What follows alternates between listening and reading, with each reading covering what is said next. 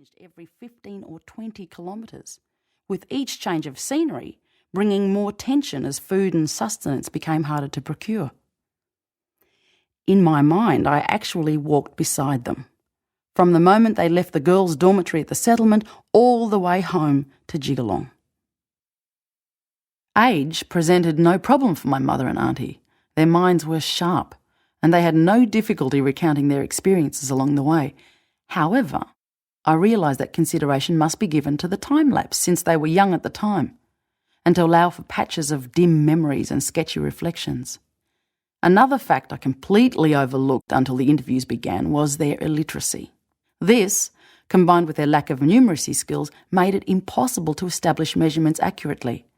Numbers, dates, in fact, mathematics of any kind, have little or no relevance in our traditional Aboriginal society. Nature was their social calendar.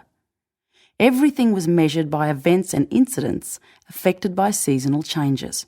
Well, for example, summer is pink eye time, when eye problems brought on by the heat, dust and flies flare up. This was the period when station workers took their annual holidays. Pink eye time was the common term used for weekends and days off from normal duties on the stations in the Pilbara region. The winter or rainy season is Yalta, or Gallu time. Similarly, the days of the week were named according to which domestic duties were carried out on. Monday was referred to as washing day. Tuesday was ironing day. Wednesday was mending day, and so on. Time was also marked by activities of cultural and ceremonial significance. For example, the people in Jigalong and the Gibson Desert regions use a specific event or incident when telling stories.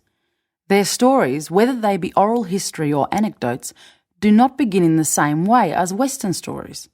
I remember clearly it was during the Christmas holidays in 1968 when, and so on.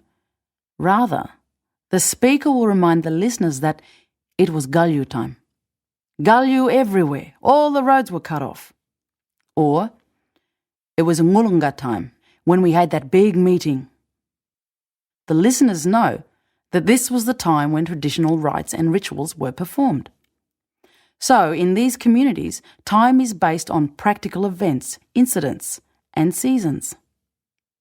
When recounting the long walk home, Auntie Daisy mentioned how they chased emu chicks at the Nanine railway siding south of Meekatharra. She described how the chicks were striped in black and white. By combining research and personal observation, I was able to establish that the chicks must have been a certain age, and so it would have been either late August or September. Seasonal time, and not numbers, is important in recounting this journey.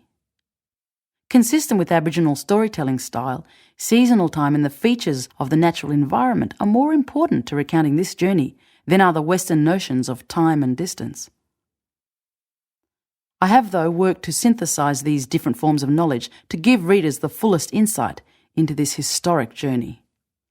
This journey took place when there were no highways or sealed roads crisscrossing the continent, only gravel roads, or more often, dirt tracks and trails made by carts, sulkies and light, early model cars.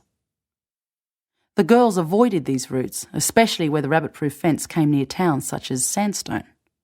Walking along the tracks and trails, the girls knew that they would have been too exposed to the white population and their whereabouts would have been immediately reported to the local police. Molly, Gracie and Daisy came from a remote community in the northwest of Western Australia, where the white population tended to stick tightly together and maintain contact by pedal wireless, telephone or mail. Aware of this, the girls aimed to pass by silently and swiftly, without being detected, and to reach home as fast as they could.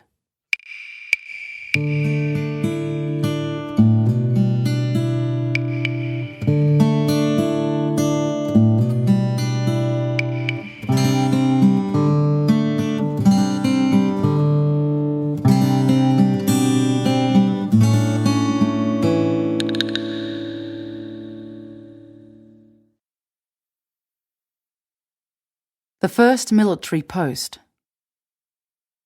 It was still very cool in the early summer morning.